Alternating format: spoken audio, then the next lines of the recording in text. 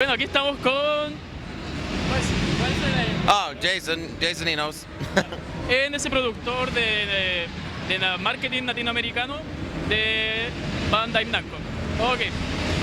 So, what do you think about the place here in Chile about the Namco Bandai games? What do you think?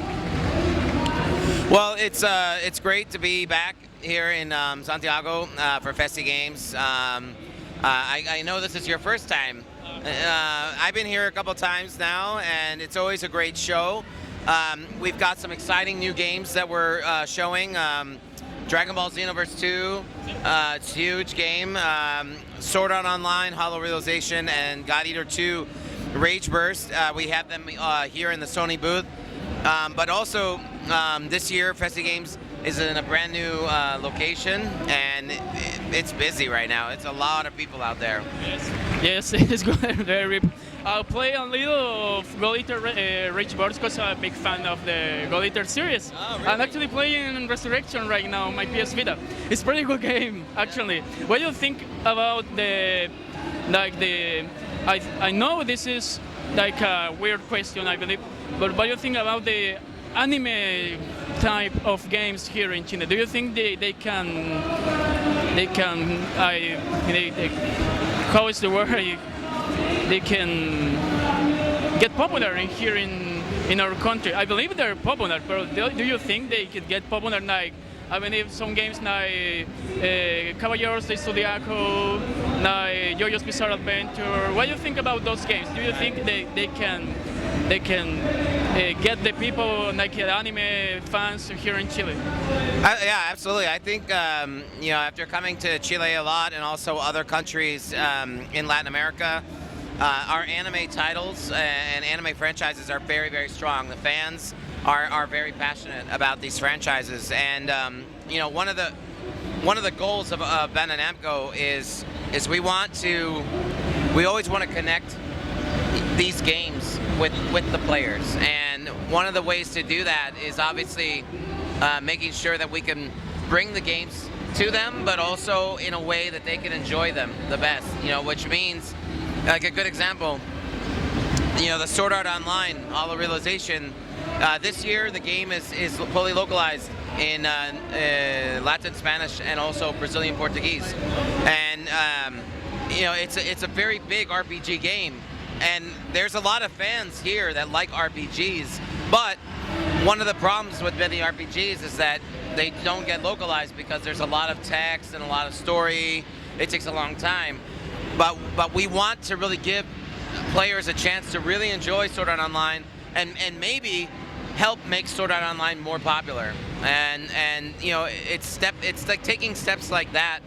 It's like last year we had Los Caballeros del Zodiaco, Amo de Soldados with the voices, the actual cast. They're very good voices actually. They Neil actually the Caballeros del Zodiaco is almost like the old fans of the series. Actually, my brother and I, we played the game. We get fascinated with the voice acting of the game. It's actually amazing. Like we were real little childs watching the anime series again, but obviously with better graphics and all this stuff. Right. Yeah, absolutely. Yeah. So I mean, that's a perfect example where, the fans obviously love the content, but as the company that brings the content to the fans, we have to also do a good job of trying to improve so that they can enjoy more. And I think in Chile in particular, Chile is a very important market for video games in Latin America, even though the country is maybe not the biggest country in Latin America, but the concentration of gamers that buy games is really high in Chile, and the fans are very supportive. The retailers here also do, I think, a very good job of supporting the industry, and then we want to do our part as well. And we're excited. I mean, right now I could just see over there that there's a lot of people lining up to play those games. But here at Festigames, we're also I'm doing some other like stage presentations and stuff like that, where I'm actually talking about some other games like Tekken 7 and I was actually yeah. to ask about the upcoming games of 12-17. Like, I think this Tales of Berseria, I believe, the best. Actually, the best is Tekken 7. I don't know. I don't even sure of the long name. What is the long name about Tekken 7? Do you know why this long name? I think there is a story mode new in Tekken 7, I believe. That's correct. You know, we're just starting to work on Tekken 7 for the console games. Right now, we're looking at early 2017, which is not that far away actually. But one of the great things about Tekken is that it does have a pretty deep storyline, and Tekken 7, it's going to be kind of the final showdown of the Mishima saga, which is Heihachi, Kazuya, basically that whole kind of family power, revenge, betrayal, all those kind of things. And the game looks amazing. It's the first time that we're using Unreal Engine for the game, and we've announced recently some new characters that are going to be in the game. We've started actually taking the game out to different events and like fighting game tournaments. We were just at EVO a couple weeks ago, and I was really trying to bring Tekken 7 to Festigame this year, but I think next year we could probably do it for sure.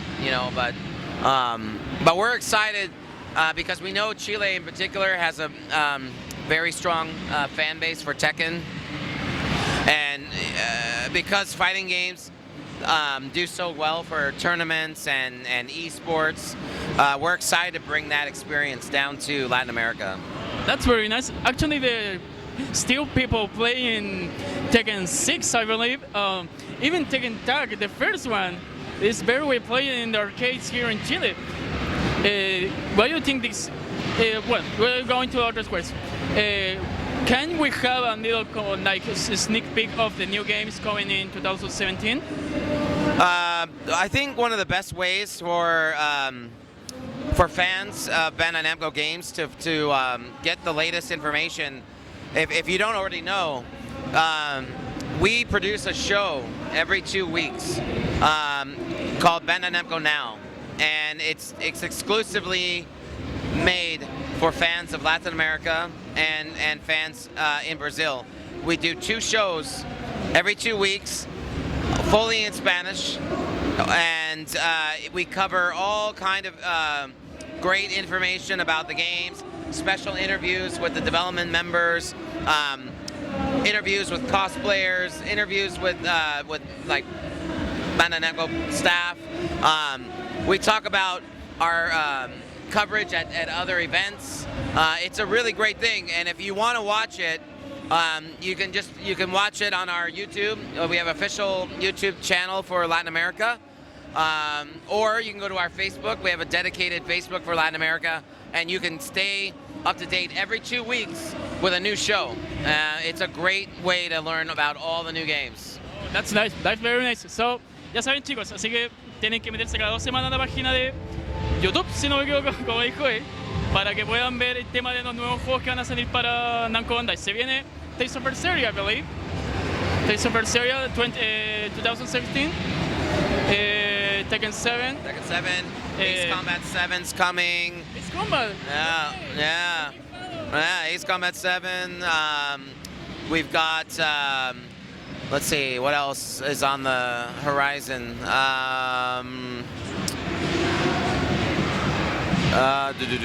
Let's see. We've got some stuff later this year. We have a new Pac-Man Championship Edition 2 coming. Oh, Pac-Man, yeah, it's we just announced that. We've got more anime stuff coming, some surprises.